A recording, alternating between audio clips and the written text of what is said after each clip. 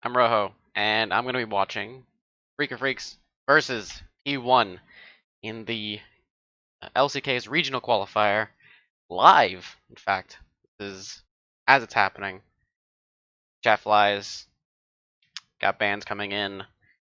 Gonna be about as fast as the game goes, and the other games have been longer than they probably should have been. I'm going to be over here, covering almost no one. Not going to be having the sounds of Atlas and LS because this is live, and I don't know. I'll just maybe I'll put them up when the draft is over. But Azir, Twisted Fate, Akali, these are all targeting Faker. Uh, Makes sense. Set, Lilia, and Lucian. The Lucian is interesting. It's probably indicative of some sort of top lane issue, not issue, but choice in terms of what they're going to pick. They've been picking Renekton a lot. I would imagine that Lucian has a decent time into Renekton. Lilia, obviously high priority, and then the set is flex and has a decent amount of priority as well, especially when you're looking at champions like Volibear, who kind of match with set in a lot of ways. Caitlyn, first pick. This is a very fast draft. Caitlyn, first pick is obvious. You don't ban it, it's going to get picked immediately. Jhin, always the answer that comes out against these kind of long range, almost oppressive 80 carries. Then Nautilus is kind of meh. It's got a. I guess it works with Caitlyn. You're gonna lock someone down. They're locked down for sure. And then Ornn will come in as a tank, top side, weak side top laner, to go along with the strong pushing presence of the bottom lane, and will also provide a lot of power to the Caitlyn. So already some really good strengths on a Freak of Freaks. And then finally, Volibear and Sylas are picked. I mean, I definitely interesting. Sylas is a bit of a flex, and Volibear also is technically a flex. Very beefy. It almost seems like they want. I mean, this is almost like an assassin. But I don't know how easily he's going to be able to get through Ornn and Nautilus. Same thing with Volibear. And I mean, the long range potential curtain call for initiation as well as cleanup, really, really good. T1 actually just banned Renekton. That doesn't make any sense at all. Wait, is something something is wrong? Is something wrong? What just happened? Okay, so they ban Graves and Renekton. The Graves, I guess, is in line with the other two bans they have in the first round, Set and Lilia. Graves, another hotly contested jungler. Leona and Pantheon. These are two really aggressive supports. I don't know. I mean, Leona can really lock down Caitlyn, which, along with the assistance of a Jhin, I guess that can be an issue. And then Pantheon creates a kill lane situation. Bard is then chosen for the Jhin. This might allow him to get some advantages through experience, but I don't know if he can really be left alone into Caitlyn Nautilus. You'd have to cede a lot of pressure in that lane. The Renekton ban, I'm trying to make sense of it. Doesn't make any sense at all. Then you have Karthus coming in. We're finally caught up. What happens when you're explaining things at the start. Karthus comes in. So Afrika are really invested in a late game, and certainly post sick. What?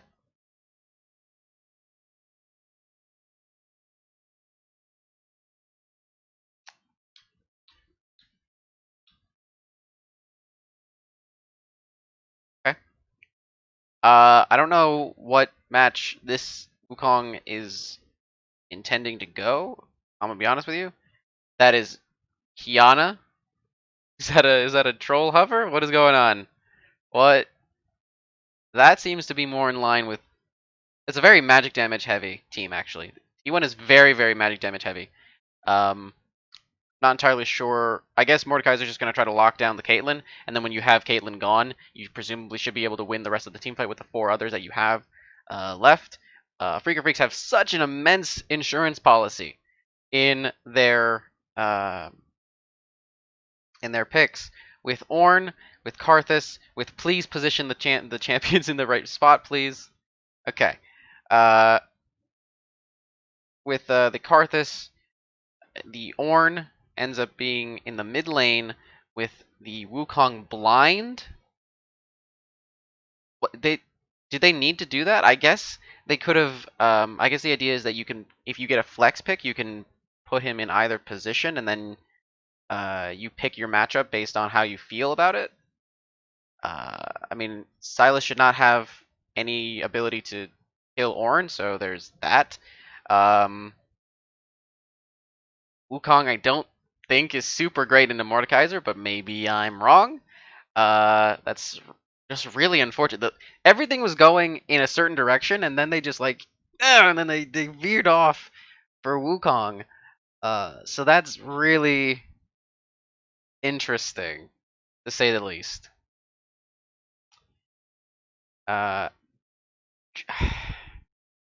It's a very go-in composition, and then you have Jhin and Bard as long-range CC.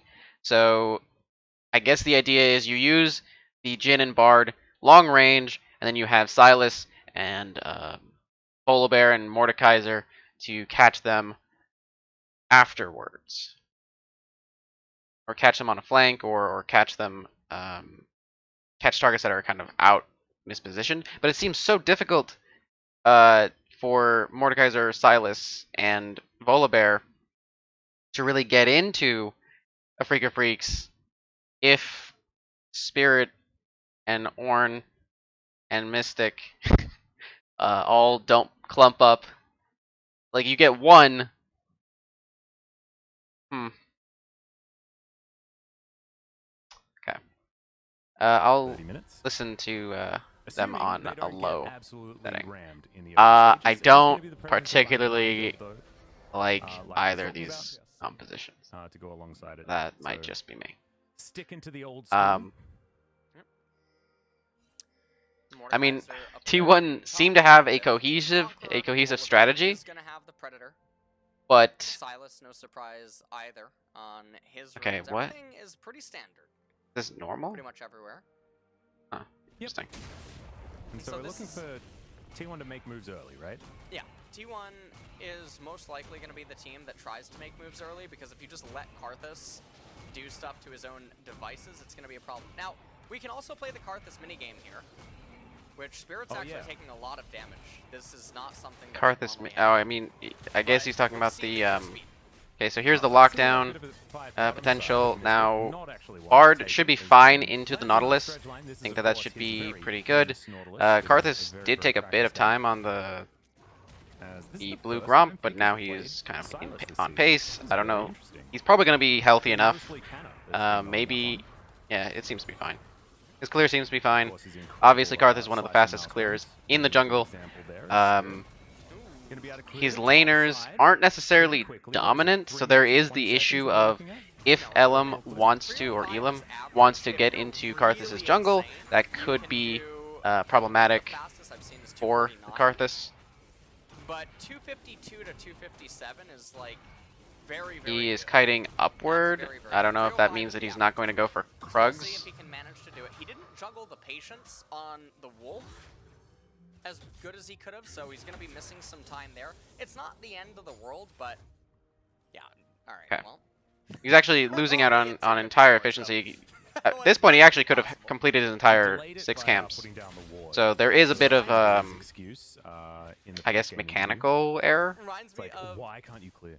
Because generally you'd expect Karthus to play at a professional level as optimally as they could. Maybe it's just down to avoiding the gank, which I think is what this ward and that kind of this positioning was for, although it's really difficult to invade into a Krug camp.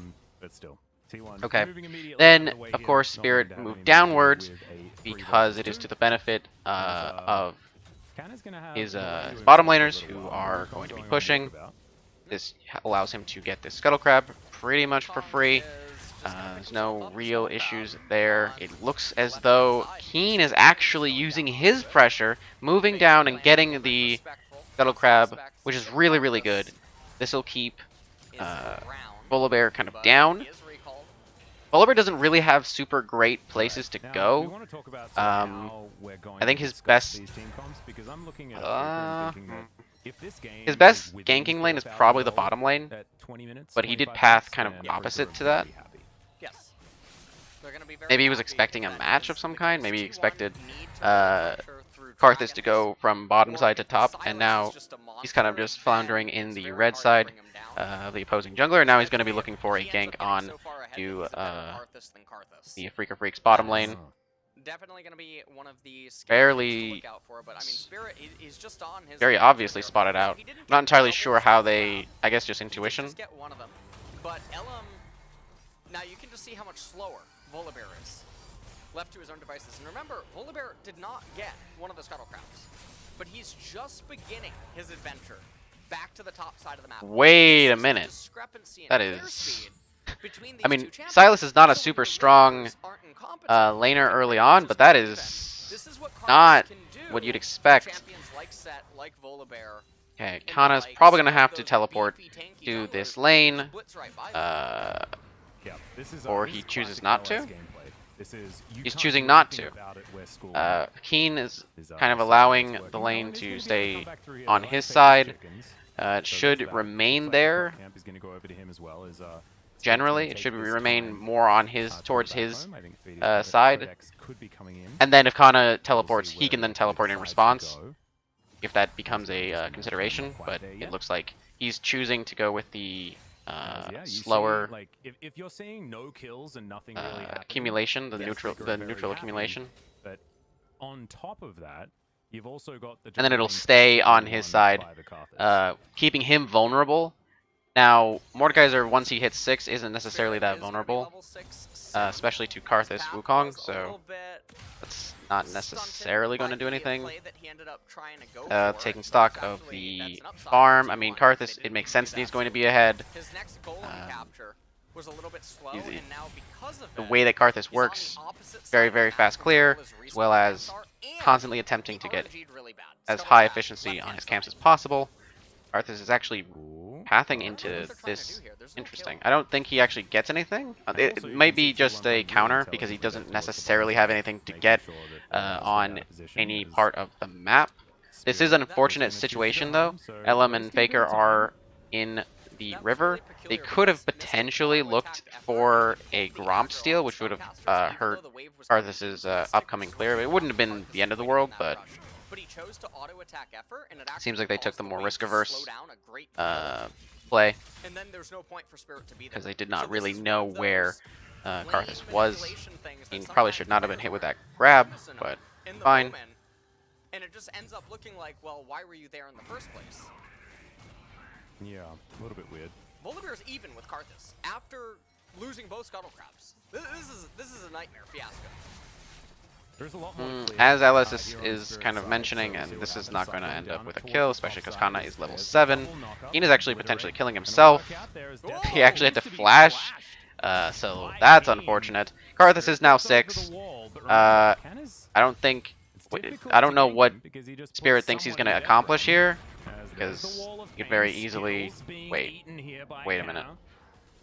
Wait, There's the last one. Flash has he to hit, come yeah, if he hit out, that last so one, both top uh, laners then he could now just down get the ulted. flash. Yep. Mordekaiser is a little bit slow and sluggish, especially getting tapped. Pain Mystic. So yeah, as Ellis is mentioning, the camps are kind of Ooh, flash. not Yeah. being There's the farmed flash. as Not in efficiently. range for the auto. Very unfortunate. Net comes Elam down, is so now shot behind them, is and this going is to come in. almost certainly a kill on Down someone. throws them the bad news. As there's Requiem. We'll see how much damage it can do. Not exactly enough, but the cleanup Keen still is here for the gonna be cleanup, and exhausted. they're actually going to Work get 2 out a kills. ace in the hole, and a Freaker 2 kills to 1 in the first Well round played. of the game. Yeah, I'm not sure why Fly came in though. That was That very is interesting. that And was a question I Spearhead had as well. Got Okay, plenty of Faker a space little underneath the far turret. forward. Doesn't really have an Seems like ultimate. what he's trying to do there is the turret's And gonna he was get kind of activated. getting There's danced the red around. pawn. Faker Horn not gonna get knocked doesn't off, hit able to the dash out of the way. With the does not abduct. hit the called he's gonna Forge make it God, out. and so that kind Sorry, of yes, and he is gonna escape. uh, And so at the end of this all, one of the things that has to be stated is Mordekaiser got a lot of free farm and a wave yes. over Wukong. Okay. And then Faker likewise. I'll like no. Shut up, LS. um,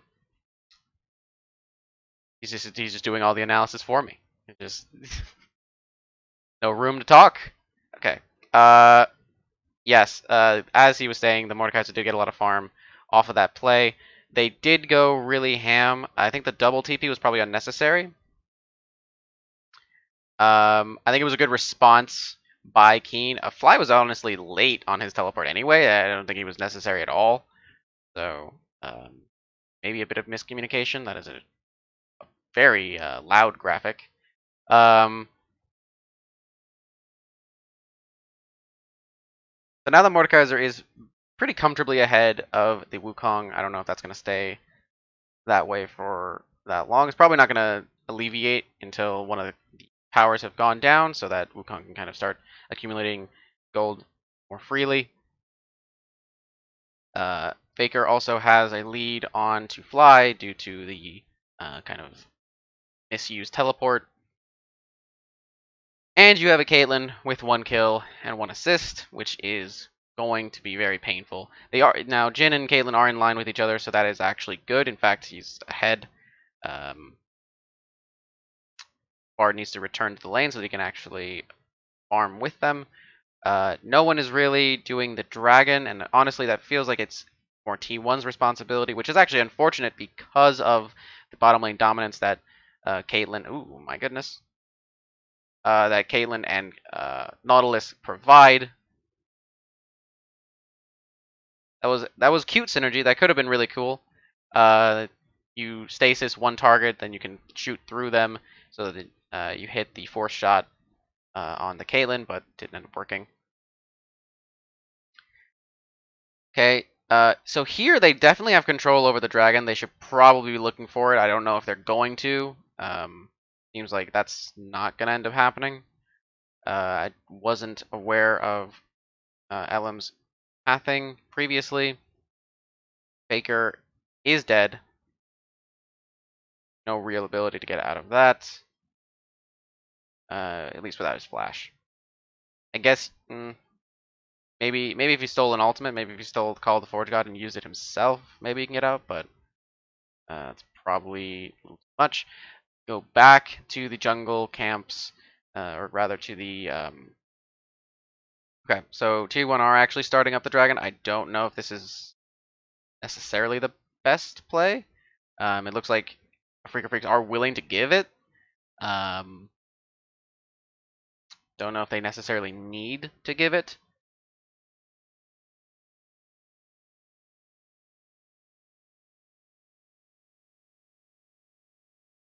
Okay, wait, did it? Oh yeah, this was effort getting caught out. Kind of alone. I don't know why he's wandering alone. Bit dangerous, especially into the CC that Ornn can provide.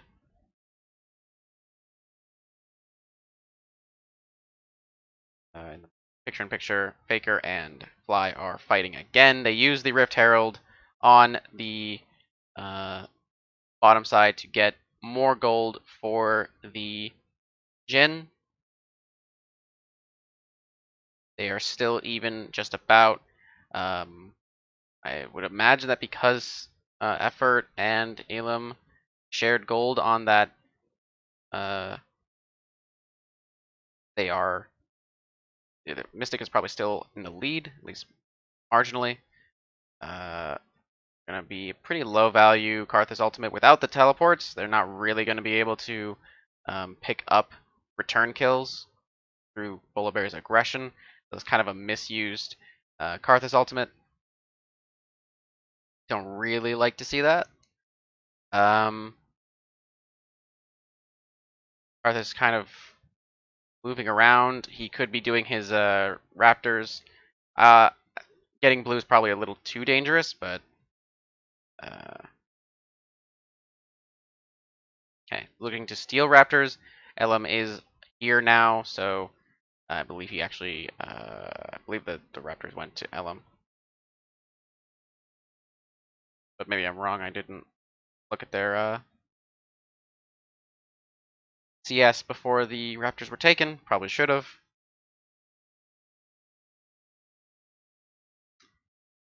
Okay, so this is now going to be pretty boring state of the game. Actually, never mind. I thought it was going to be boring, but in fact, Faker is going into a flank and a little miscommunication because they didn't double the TP up at the same time. But even still, they managed to get Spirit, and then the return kills goes back. So this is all adding up to a Freaker Freaks being in a pretty good spot because every time T1 go for a play, they're able to get a return kill, except for um, once in the bottom lane. And in fact, they were able to find effort on a roam, in a kind of irresponsible roam, frankly, in a position where Faker wasn't really able to defend him. So, okay, Faker is winning this trade. I don't know how long. With Karthus ultimate, and it expires, so he's not able to use the Karthus ultimate.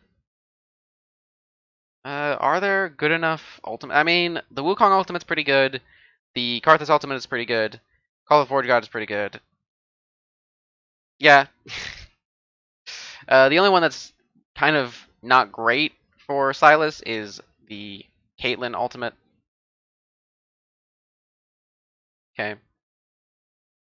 Probably should have just put everything onto the Nautilus. Little unnecessary. He kind of lived a little longer than he probably should have. And then this play happens. It almost looks like desperation because they're just going for a play. I wish Kana had teleported sooner. Probably would have gotten the kill and been able to get out. Effort walked way too close to the sun. Don't really understand why he did that. They're on a ward, by the way. So they're completely spotted out. They are not sweeping, or whenever you set up a play, you generally sweep, right? And they still somehow they're gonna get a kill. Okay, interesting. The Karthus ultimate not able to do anything or deter T1, so that's very strange. Huh. And the lead that came from the teleport from Keen has kind of stayed the same. Faker is actually behind a wave and a half, not even just short of a wave and a half. No, actually just at wave and a half. So this play still works. I don't know how. Doesn't really make sense. They were playing very disrespectfully. They knew that they were around there. They should have known what was going to happen.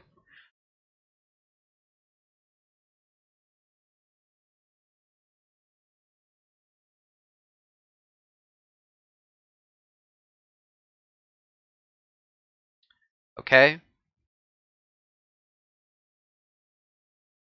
Ben getting in the way of the curtain call. No damage. They miss their ultimate on Faker. Faker does get hit with a Q. Should not survive here. Should probably be dead. Effort is able to save him. And then they get 2 return kills. This is actually their power point here for T1. So this is why so Faker is able to survive due to that. Even though Freaker Freaks aren't behind, the one item on T1 is really where they want to be in terms of fighting. Optimally. Not like Freaker Freaks could not fight at one item, just that Caitlyn, Karthus, Ornn, generally they want to see 3 items. Ornn can fight at 2, but he's also level 12, needs to be 13 for the upgrade. So a little, I'm not entirely sure what this play was for. Good happy feet on the ultimate, gets hit with the Q, but Silas is able to survive a fairly long time due to Guardian, due to the little shrine that Bard sets up, as well as his own innate healing and his happy feet.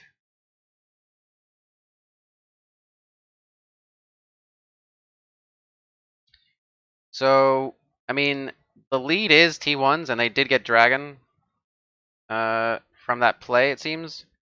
But I still think that Freak of Freaks, because of their insurance policy in their composition, is much more likely to win this out.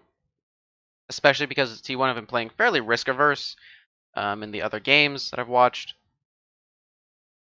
where and they are not necessarily super clean.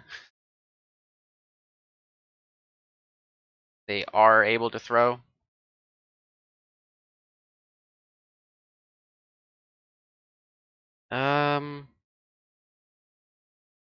Karthus is not he's not really established a lead. I feel like farming junglers at this point would have established a lead. Um, maybe going for too many plays here and there, or not farming as efficiently as he probably should be. I feel like he should probably have gotten. Maybe the lead isn't that bad. I mean, it's a 4 camp lead just about, so it's not the end of the world, and it'll probably keep expanding over time. But it's definitely not a super great spot for Karthus to be in. Um, but he still is pretty strong.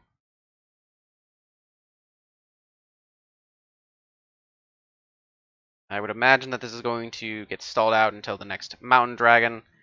So let's take stock at what's most likely to happen at that Mountain Dragon. We're probably going to be seeing a completion in 2 minutes. Probably not a completion. Maybe we see a Storm Razor on Caitlyn. Maybe that's going to be enough of incentive. Never mind, I meant Rapid Fire Cannon. Obviously Rapid Fire Cannon, so that's not an incentive to fight, actually. This is generally where Caitlyn kind of has a bit of a trough in power, because she wants simultaneously to have a good amount of AD as well as attack speed, and she cannot build both at the same time with one item. Or I guess she could, but it's not as she doesn't get enough of the stats that she needs all in one go. Herald is being spawned onto the mid lane. Seems to be the best spot for it. It should probably be able to get its charge. Okay, and the long range CC comes in, and they're able to pick up Mystic, which is really, really good. Probably could have stepped further back as soon as the Herald was spawned, but they were a little too close. And then a team fight actually breaks out, and this is actually looking good for a Freak of Freaks. Okay, it's looking okay for a Freak of Freaks. It looked good because I thought that was Karthus ultimate. That's actually Silas using Karthus ultimate, so it ends up going in T1's favor. Again, this is where Freak of Freaks don't necessarily want to fight, and this is where T1 do want to fight. So they were a little close. As soon as this is spawned, you should probably be looking to back off. This is like the 4th time I've seen Mystic get hit with that as he's trying to trap himself out. So that's really unfortunate. Kana uses his ultimate to get Fly out of the fight. Can't use the Call of the Forge God effectively. This is where I thought this was because they're just all on top of each other, right? But it actually ends up being Faker channeling the Karthus ultimate, which does a lot of team-wide damage. So it ends up going in T1's favor, and now they have a 4K gold lead as a result. So that is getting difficult now. Faker with the Wukong ultimate may actually be able to solo one of the opposing laners. if he finds them. Flies trading topside tower for the dragon. It's kind of just the only thing he can really get here. Mountain Dragon, by the way, is really, really strong on champions that build pretty good amounts of MR and armor and health and want to survive. Silas being one of them. Mordekaiser and Volibear. And it'll make it more difficult for Karthus to be effective because his ultimate really kind of just goes through the Mountain Soul shield, which means that he's not really doing that much damage. And then you're basically only relying on Caitlyn for damage after that, because the damage just wouldn't be there.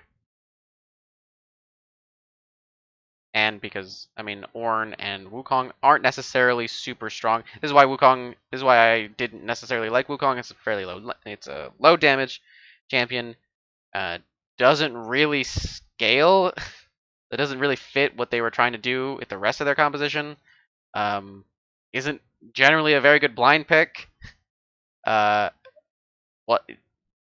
and even it's not even necessarily good into what it was already seen into Silas. So it was just like confusing on every front.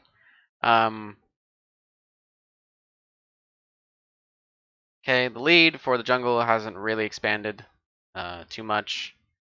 Mordekaiser has ballooned his lead on Keen. That's making things a little difficult.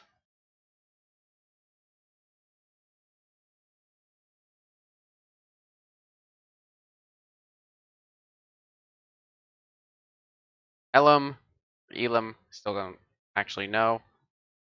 Setting up around the dragon, gets rid of the blue trinket, kills the spawning rift scuttler.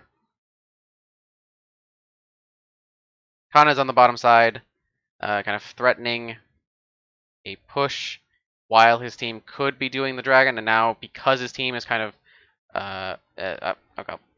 Because the Freak of Freaks are moving into the river and have established some control, he is recalling. Now he could have taken the recall. I don't know why he's backing off instead of recalling. Guess he's greeting. He's greeting for red buff. That's actually what happened. That's actually what happened.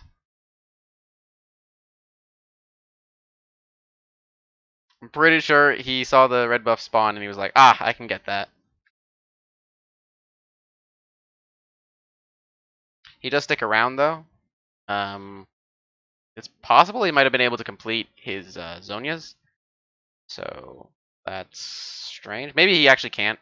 And oh, he just got a okay. Even better, I guess. Gets the Leander's Torment. Obviously synergizes very well with Mordekaiser. It'll add even further damage. I mean, you can actually see what's going on. If T1 get the soul, I don't think it's possible for Freak Freaks to win.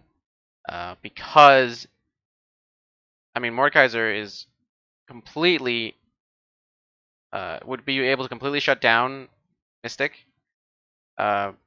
He's basically building only armor as his resistances. Mostly because, of course, he was against Wukong, but also, oh, and the fight happens. And this doesn't look very good for Afrika. It's not, oh, and Wukong immediately dies. I don't think he used his ultimate at all. That's really bad. And then Karthus is dead. But Karthus, you know. No. It was a really good curtain call. I wonder if we'll get a replay. They should probably be able to end the game here, even though they do not have minions. Their minions are coming in, and they should be able to end by tanking the towers. Ella might have tanked a little too much. Maybe it doesn't matter.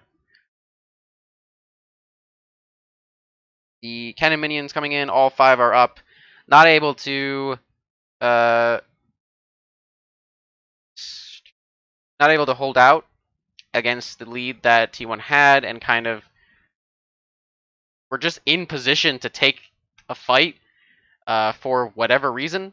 T1 get redemption for their being eliminated by, or not being eliminated. Well, I guess they were eliminated from their playoffs by a Freak of Freaks, and then they continue on and they will be fighting against Gen G. Bit unfortunate for Freak of Freaks. I think that their picking Wukong was really poor. I think that they probably.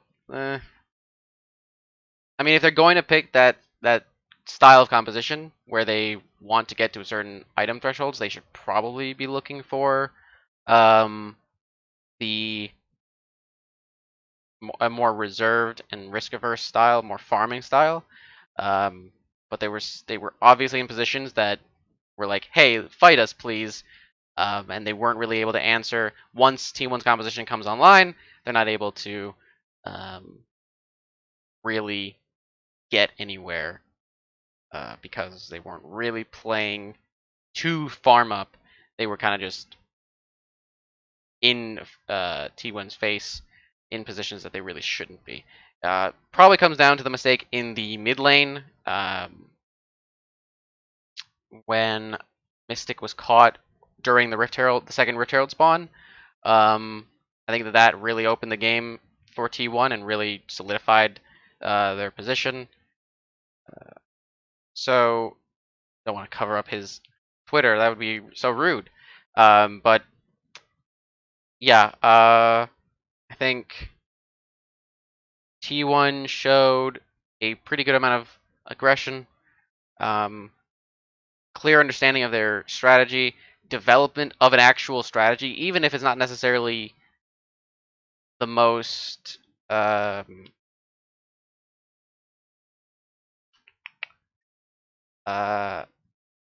even if it kind of requires enemy mistakes.